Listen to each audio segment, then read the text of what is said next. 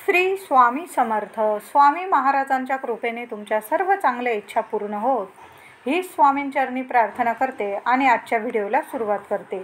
6 जून 2024ला गुरुवारी दर्श वैशाख अमावस्या आलेली आहे. शनी जयंती आलेली आहे. अमावस्या सुरुवात होईल 5 जून बुधवारी रात्री 7:55 आणि अमावस्या संपणार आहे 6 जूनला गुरुवारी सायंकाळी 6:07. तर आपल्याला जे काही उपाय करायचे आहे, जी काही सेवा करायची आहे ती आपल्याला 6 जून रोजी गुरुवार रोजीच करायची आहे. शनी जयंती वैशाख अमावस्या गुरुवारी आलेली आहे. महिलांनी खास करून घरात असे काही उपाय करायचे आहे, अशी काही सेवा करायची आहे जेणेकरून आपल्या घरातून सर्व नकारात्मकता दूर होईल आणि आपल्या घरात अखंड लक्ष्मी वास करेल, सकारात्मकता वास करेल. जे काही वास्तुदोष असतील, पितृदोष असतील, जे काही दोष असतील, राहू दोष असतील, ते संपूर्ण नष्ट होतील. असे उपाय मी तुम्हाला आता सांगणार आहे. म्हणून व्हिडिओ शेवटपर्यंत बघा आणि चॅनलवर नवीन असाल कृपया आपल्या चॅनलला नक्की सबस्क्राईब करा. तर उद्या 6 जूनला गुरुवारी वैशाख अमावस्या आणि त्याचबरोबर शनी जयंती देखील आलेली आहे.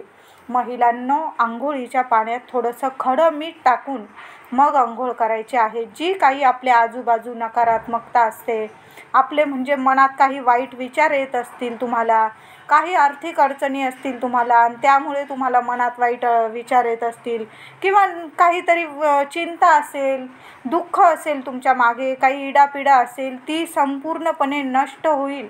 उद्या वैशाख अमावस्येला शनी जयंतीला थोडंसं खडं मीठ टाकून आंघोळ करायची आहे. अगदी घरातल्या प्रत्येक व्यक्तीच्या आंघोळीच्या पाण्यात चमचाभर जरी तुम्ही खडं मीठ टाकलं तरीही चालेल. प्रत्येकाने खडं मीठ टाकून आंघोळ करायची आहे. आंघोळीनंतर एका तांब्याभर पाण्यात थोडंसं मीठ टाका. थोडं मीठ पुन्हा टाकायचं आहे तुम्हाला. थोडीशी हळद टाकायचं आहे, गोमूत्र टाकायचं आहे, गंगाजल टाकायचं आहे, तुमच्याकडं गुलाबजल असेल ते सुद्धा टाका आणि थोडासा कापूर असेल तर तो कापूर, एखादी वडी ती बारीक करून घ्या, चुरा करून घ्या आणि त्या पाण्यात टाकायचे आहे. तुम्हाला कळालं असेल, खडं मीठ, हळद, गोमूत्र, गंगाजल, गुलाबजल आणि थोडासा कापराची भुकटी म्हणजेच थोडीशी कापूर बारीक करून या 5-6 वस्तू थोड्याशा पाण्यामध्ये, तांब्याभर पाण्यामध्ये मिक्स करा आणि संपूर्ण घरात अगदी काना कोपरा उंबरठ्या बाहेर सुद्धा शिंपडून द्या. नावाला सुद्धा तुमच्या घरात नकारात्मकता उरणार नाही. महिलांनो, उद्या आंघोळीनंतर किंवा आंघोळीच्या आधी जरी उपाय केला, मी म्हणाल आंघोळीनंतर करा. आधी स्वतः स्वच्छ व्हा, स्वतःच्या आजूबाजूची, स्वतःमधील सर्व नकारात्मकता दूर करून टाका उद्या आंघोळीच्या पाण्यात थोडं खडं मीठ टाकून आणि नंतर या सर्व गोष्टी थोड्याशा पाण्यात मिक्स करा. संपूर्ण घरात हे पाणी, अगदी जादुई पाणी हे संपूर्ण घरात शिंपडून द्या. बघा, तुम्ही मला कमेंटमध्ये जरूर लिहाल की ताई खरंच खूप फरक जाणवला आमच्या घरात. जी काही नकारात्मकता असेल, अडचणी असतील तुमच्या घरात, आर्थिक अडचण असू दे किंवा काही नजरबाधा असू दे, कुणाची वाईट नजर लागलेली असेल, शत्रू पीडा असेल, संपूर्ण नकारात्मकता नष्ट करण्याची पॉवरफुल ताकद आहे या पाण्यात. आणि हे पाणी आपण अमावस्या तिथीत आपल्या जर घरात शिंपडलं, 24 तासाच्या आत तुम्हाला फरक आणि अनुभव जाणवून येईलच.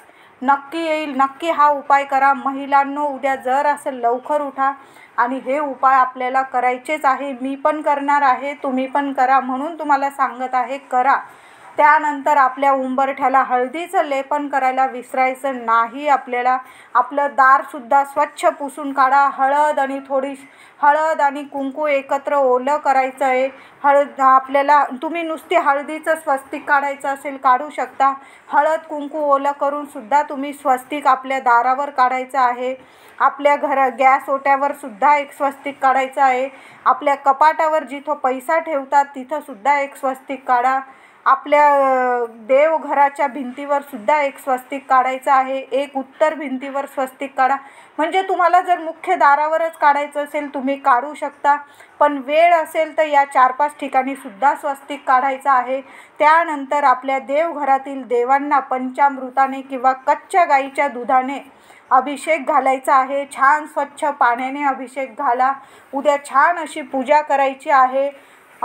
छान अशी पिवळी फुलं, लाल फुलं देवी देवतांना व्हायची आहे. माता लक्ष्मीला हळदी कुंकू अवश्य व्हा. आपल्या कुलदेवीला हळदी कुंकू व्हा. तुम्हाला कुंकुमार्जन करायचं असेल, अमावस्या आहे म्हणून करायचं नाही असं करू नका. अमावस्या तिथी महालक्ष्मीला खूप प्रिय आहे. आपण लक्ष्मीपूजनसुद्धा अमावस्या तिथीलाच करत असतो, म्हणून उद्या कुंकुमार्जनसुद्धा अवश्य करायचं आहे माता लक्ष्मीवर. त्याचबरोबर उद्या शनी महाराजांची जयंती आहे. पुरुषांना शनी देवळात जरूर पाठवा. एक नारळ घेऊन पाठवा. तिथं तो नारळ फोडायला लावायचा आहे. त्याचबरोबर देवांना तेल, उडदाचे 21 दाणे, रुईची माळ, थोडीशी काळी तीळ, तेल असं सर्व अर्पण करायला सांगायचं आहे. महिलांना शनी मंदिरात जाता नाही आलं तर मारुतीच्या मंदिरात जा किंवा हनुमान मंदिरात जायचं आहे. आपल्याला उद्या गुरुवारसुद्धा आहे. एक माळ तरी आपल्याला श्री स्वामी समर्थ मंत्र जपायची आहे. एक माळ शनी महाराजांचा मंत्र जपायचा आहे. त्याचबरोबर तुमच्या घरात जर खूप अडचणी असतील, कुणी विनाकारण त्रास देत असेल, तर उद्या कालभैरव अष्टक तुम्हाला 11 वेळा पठण करायचं आहे. तर पठण असंच नाही करायचं आहे. काय करायचं, डाव्या हाताच्या नसेवर ती नस आपल्या हृदयापर्यंत पोहोचते हे सर्वांनाच माहीत आहे. डाव्या हाताच्या नसेवर आपले 3 बोटं ठेवायचे आहे.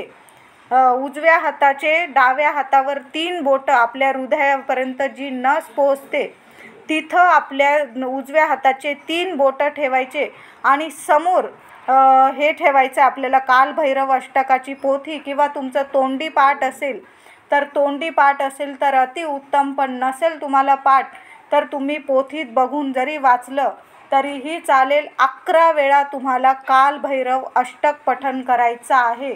ते पण आपल्या नसेवर हात ठेवून, बोटं ठेवून, डाव्या हाताच्या नसेवर आपल्याला उजव्या हाताची बोटं ठेवून आपल्याला कालभैरव अष्टक 11 वेळा पठण करायचं आहे. अगरबत्ती लावून द्या आणि नंतर ती अगरबत्तीची रक्षा, कुणी आजारी व्यक्ती असेल किंवा तुम्ही स्वतः त्रासात असाल, ती रक्षा रोज लावायची आहे. किमान 11 दिवस तरी ही रक्षा रोज लावायची आहे. थोडीशी कपाळी लावायची, थोडीशी आपल्या मानेवर लावायची आणि थोडीशी आपल्या बेंबीत लावायची आहे. अशी 3 ठिकाणी तुम्हाला रोज 11 दिवस ही रक्षा लावायची आहे. बघा, खूप खूप खूप प्रभावी उपाय आहे हा सुद्धा. उद्या अमावस्या आहे, शनी जयंती, हा उपाय करायला चुकू नका. कुणी आजारी असेल, त्रासात असेल तर हा उपाय अवश्य करा आणि ती अगरबत्तीची रक्षा आपल्या त्या व्यक्तीला जरूर लावा. स्वतःच्या कपाळी लावा, मुलांना लावा, काही हरकत नाही. कुणाची वाईट नजरसुद्धा तुमच्या घरावर पडणार नाही.